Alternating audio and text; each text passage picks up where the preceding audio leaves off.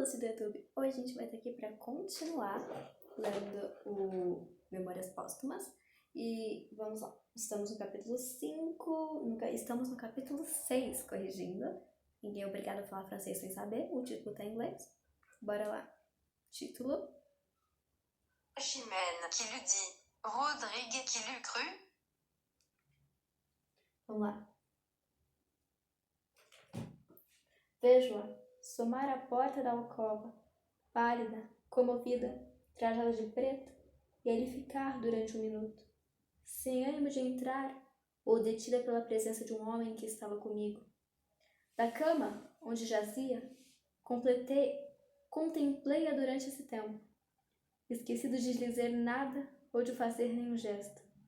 Havia já 2 anos que não nos víamos, e eu via agora, não qual era, mas qual fora. Quais fôramos ambos, porque um Ezequias, misterioso, fizera recuar o sol até os dias juvenis. Recuou o sol, sacudi todas as misérias, e esse punhado de pó, que a morte espalhar na eternidade do nada, pode mais do que o tempo, que é o ministro da morte. Nenhuma água de juventa igualaria ali a simples saudade. Creia-me, o menos mal é recordar. Ninguém se fina a felicidade presente. Há nela uma gota da baba de Caim. Corrido o tempo e cessado o espasmo, então sim, talvez se pode gozar deveras, porque, entre uma e outra dessas 2 ilusões, melhor é a que se gosta sem doer. Não durou muito a evocação. A realidade dominou logo, o presente expeliu o passado. Talvez eu exponha ao leitor, em algum canto desse livro, a minha teoria das edições humanas. E por agora, importa saber é que Virgília, chamava-se Virgília, entrou na alcova, firme, com a gravidade que lhes davam as roupas e os anos, e veio até o meu leito. O estranho levantou-se e saiu. Era um sujeito que me visitava todos os dias para falar do câmbio, da colonização e da necessidade de desenvolver a aviação férrea. Nada mais interessante para um moribundo. Saiu, Virgília, deixou-se estar de pé durante algum tempo. Ficamos a olhar um para o outro, sem articular palavra. Quem diria? De 2 grandes namorados, de 2 paixões sem freio, nada mais havia ali. 20 anos depois, havia apenas 2 corações murchos, devastados pela vida e saciados dela. Não sei se em igual dose, mas enfim, saciados. Virgília tinha agora a beleza da velhice, um ar austero e maternal. Estava menos magra do que quando a vi, pela última vez, numa festa de São João na Tijuca. E porque era das que resistem muito, só agora começavam os cabelos escuros a intercalar-se de alguns fios de prata. Anda visitando os defuntos? Disse-lhe eu. Ora, defuntos, respondeu Virgília, com um muxoxó. E depois de me apertar as mãos, ando a ver se põe os vadios para a rua. Não tinha a carícia lacrimijosa de outro tempo, mas a voz era amiga e doce. Sentou-se. Eu estava só em casa, com um simples enfermeiro. Podíamos falar um ao outro sem perigo. Virgília deu-me longas notícias de fora, narrando-as com graça, com um certo trabo de má língua, que era o sal da palestra. Eu, prestes a deixar o mundo, senti um prazer satânico em mofar dele, em persuadir-me que não deixava nada. Que ideias estas? Interrompeu-me Virgília, um tanto salgada. Olha que não volto mais. Morrer? Todos nós devemos de morrer. Basta estarmos vivos. E vendo o relógio. Jesus, são 3 horas. Vou-me embora. Já? Já. Virei amanhã. Ou depois. Não sei se faz bem, retorqui. O doente é um solteirão e a casa não tem senhoras. Sua mana? Há de vir cá passar uns dias, mas não pode ser antes do sábado. Virgília refletiu um instante. Levantou os ombros e disse com gravidade. Estou velha. Ninguém mais repara em mim. Mas, para cortar dúvidas, Virei com o Nhonho. Nhonho era um bacharel, único filho do seu casamento, que na idade de 5 anos fora cúmplice inconsciente dos nossos amores. Vieram juntos, 2 dias depois. E confesso que, ao vê-los ali, na minha alcova, fui tomado de um acanhamento que nem me permitiu corresponder logo às palavras afáveis do rapaz. Virgília adivinhou-me e disse ao filho: Nhonho, não reparas nesse grande manhoso que aí está? Não quer falar para fazer crer que está à morte. Sorriu o filho. Eu creio que também sorri. E tudo acabou em pura galhofa. Virgília estava serena e risonha. Tinha um aspecto das vidas imaculadas. Nenhum olhar suspeito. Nenhum gesto que pudesse denunciar nada. Uma igualdade de palavra e de espírito. Uma dominação sobre si mesma que pareciam e talvez fossem raras. Como tocássemos, casualmente, nos amores ilegítimos, meio secretos, meio divulgados. Via falar-me com desdém e em pouco da indignação da mulher de que se tratava, aliás, sua amiga. O filho sentia-se satisfeito, ouvindo aquela palavra digna e forte.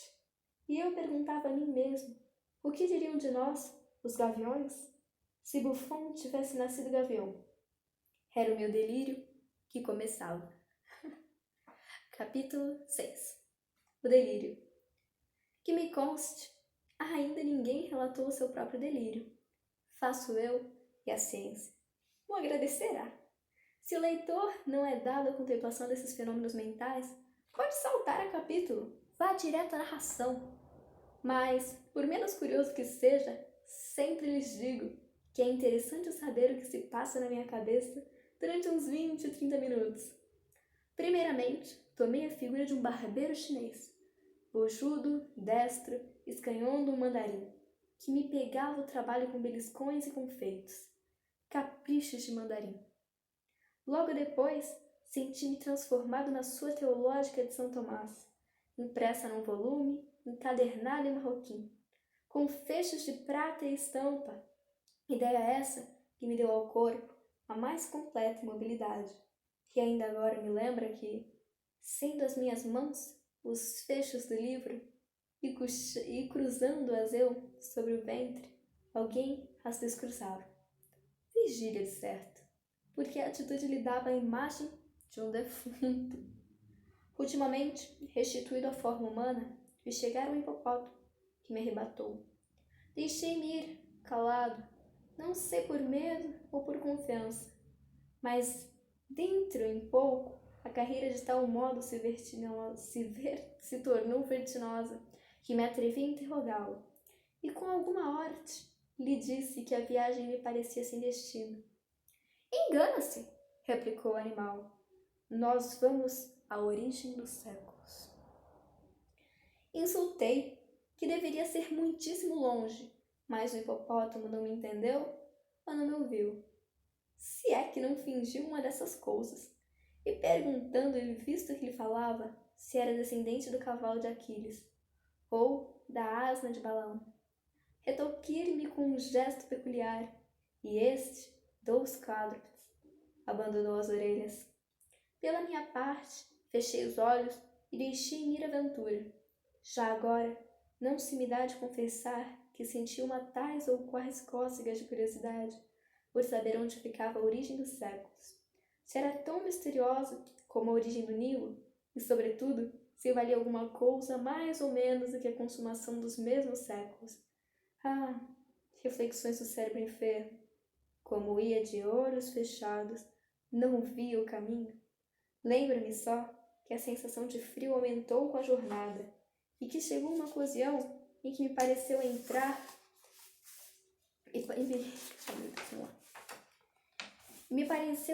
na região dos gelos eternos.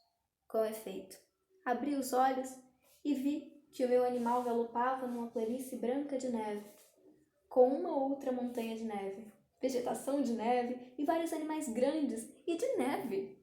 Ah, tudo neve. Chegava a gelar-me um sol de neve. Tentei falar, mas apenas pude grunhir essa pergunta ansiosa. Onde estamos?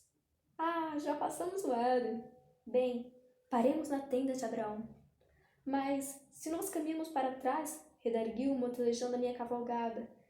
Fiquei vexado e aturdido. A jornada entrou-me e parecer-me enfadonha e extravagante. O frio, incômodo. A condução violenta e o resultado, impalpável.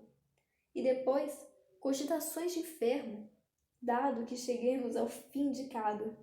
Não era impossível que os séculos irritados com lhes defagassem a origem, me esmagassem entre as unhas que deviam ser tão seculares como eles. Embora assim pensava, íamos devorando o caminho e a planície voava debaixo dos nossos pés, até que o animal estacou, e pude olhar mais tranquilamente em torno de mim. Olhar somente, nada vi, além da imensa brancura da neve, que dessa vez invadira o próprio céu. Até ali, azul. Talvez há espaços que me aparecia uma ou outra planta, enorme, grotesca, maneando ao vento e às suas largas folhas. O silêncio daquela região era igual ao do sepulcro. Disseram-me que a vida das coisas fica estúpida diante do homem. Caiu do ar? Destacou-se da terra? Não sei. Sei que um vulto imenso, uma figura de mulher, me apareceu então, fitando-me os olhos rutilantes como o sol. Tudo nessa figura tinha a vastidão das formas selváticas, de tudo escapava a compreensão do olhar humano, porque os contornos permitiam um ambiente, e o que parecia espesso, era muita vez diafano. Estupefado, não disse nada. Não cheguei sequer a soltar um grito, mas ao cabo de algum tempo, que foi breve, perguntei quem era, como se chamava. Curiosidade de delírio. Chame de natureza ou Pandora. Sou tua mãe e tua inimiga. Ao ouvir essa última palavra, recuei-me um pouco, tomado de susto. A figura soltou uma gargalhada que produziu em torno de nós o efeito de um tufão. As plantas torceram-se e um longo gemido quebrou a mudez das coisas externas. Não te assustes, disse ela. Minha inimizade não mata, é sobretudo pela vida que se afirma. Vives? Não quero outro flagelo. Vivo? Perguntei eu, enterrado as unhas nas mãos, como para certificar-me da minha existência. Sim, verme, tu vives. Não receies perder esse andajo que é teu orgulho. Provaras ainda por algumas horas o pão da dor e o vinho da miséria. Vives, agora mesmo, que entardeces, vive, e se a tua consciência revolver um instante de sagacidade, tu dirás que queres viver. Dizendo isto, a visão estendeu o braço, segurou-me pelos cabelos e levantou-me ao ar, como se fora uma pluma. Só então pude ver-lhe de perto o rosto, que era enorme. Nada mais quieto, nenhuma contorção violenta, nenhuma expressão de ódio ou ferocidade. A feição única, geral, completa, era da impassibilidade egoísta e da eterna surdez, e da vontade móvel. Raivas, se as tinha, ficaram encerradas no coração, ao mesmo tempo. Nesse rosto de expressão glacial, havia um ar de juventude, mescla de força e vício,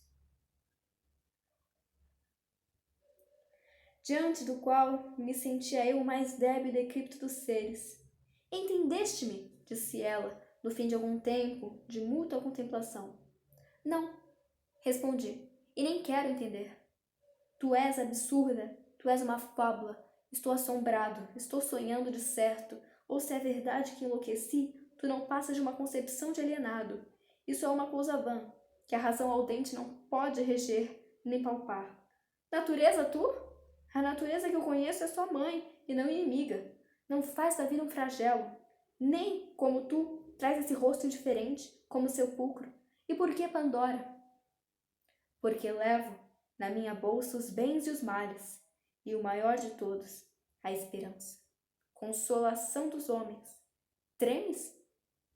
Sim, teu olhar fascina-me. Creio eu, não sou somente a vida, sou também a morte, e tu estás prestes a devolver-me o que te emprestei.